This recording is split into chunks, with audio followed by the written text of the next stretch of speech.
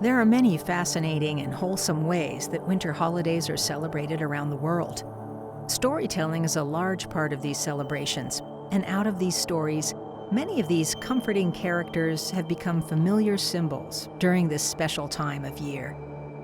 Looking back through history, however, many of these mythological Yuletide figures are more dynamic, compelling, and sometimes darker than their polished and often Christianized counterparts.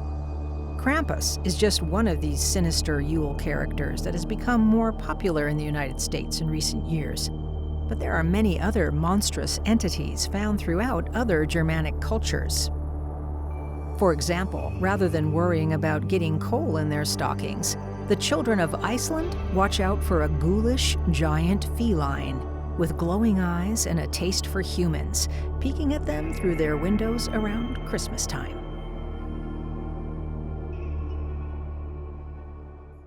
The Yule cat, also known as Jólakötturinn, is described as being enormous, even larger than local dwellings. Jólakötturinn was said to be similar in appearance to the real-life Norwegian forest cat, except for its size, with sharp whiskers and long, fluffy hair.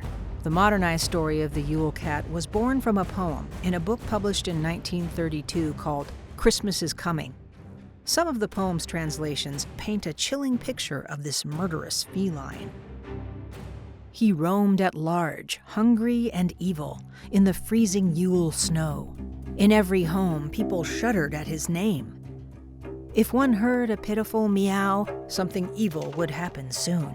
Everybody knew he hunted men, but didn't care for mice. The poem stems from older Icelandic mythology dating back centuries.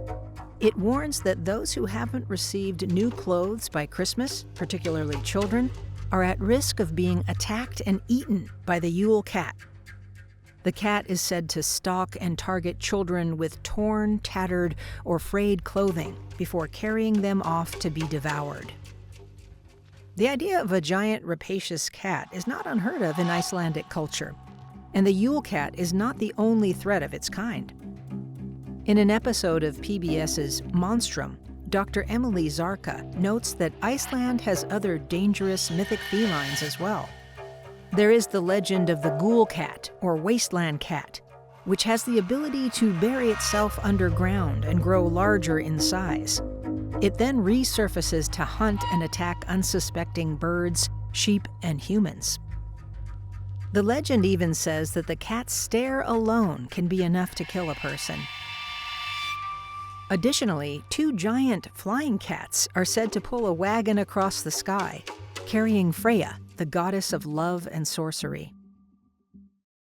As interesting and terrifying as this Yuletide monster is by itself, there's more to the story surrounding the Yule cat. The giant feline is actually a pet to a horrifying family of trolls led by a matriarchal ogress named Grýla. Some of these mythological figures date back to the 13th century and vary in tone from benevolent, gift-giving pranksters to dangerous creatures known for kidnapping and eating humans. Grýla herself began as a legend separate from the notion of Christmas time, originally symbolizing and personifying the doom and danger of the harsh winter weather and the dangerous, unforgiving landscapes of Iceland. These terrains include volcanoes, glaciers, and mountains, where she is said to reside with her troll children, known as the Yule lads. The legend states that the ogress, whose name translates to growler, at one point had a husband, but she ate him when she became bored of him. Her earliest descriptions depict her with 300 heads, 15 tails, a beard, and the ears and horns of a goat. Each year prior to Christmas, she travels down from the mountain with a sack to kidnap naughty children, while her troll sons, the Yule lads, reward well-behaved children with presents. The number of Yule lads varies according to different tellings of the folktale, but there are as few as 9 and as many as 22, with 13 being the most accepted number. Each Yule lad is responsible for bringing a gift to Icelandic children for each of the 13 days leading up to Christmas. They deliver gifts with the help of a second large mythological creature, the Yule goat. and each of the lads plays pranks associated with their names. For example, Spoon Licker visits on December 15th and is known for licking spoons. Door Slammer arrives on the 18th to slam doors, and Window Peeper looks through the windows of each house on the 21st. Small gifts are usually left in the children's shoes, such as chocolate or fruit. If a child misbehaves, the Yule lads might leave them a potato instead. If the child misbehaves further, they could risk being kidnapped and eaten by Grýla. On the 25th, after the Yule lads have finished delivering their gifts, the Yule Cat begins his hunt for children who didn't receive any new clothes. This legend bore an Icelandic tradition of giving socks before Christmas in order to keep loved ones safe from the claws of the Yule Cat. The Yule Cat and its frightening family scared Icelandic kids into obedience for centuries. In 1764, the stories caused enough of a ruckus among local children that using these stories as fear tactics and a means of discipline was banned outright by the government. As time went on, some of the edges around these characters softened, and the Yule lads underwent a sort of Santification. They are now known to sport red clothes, white beards, and round bellies.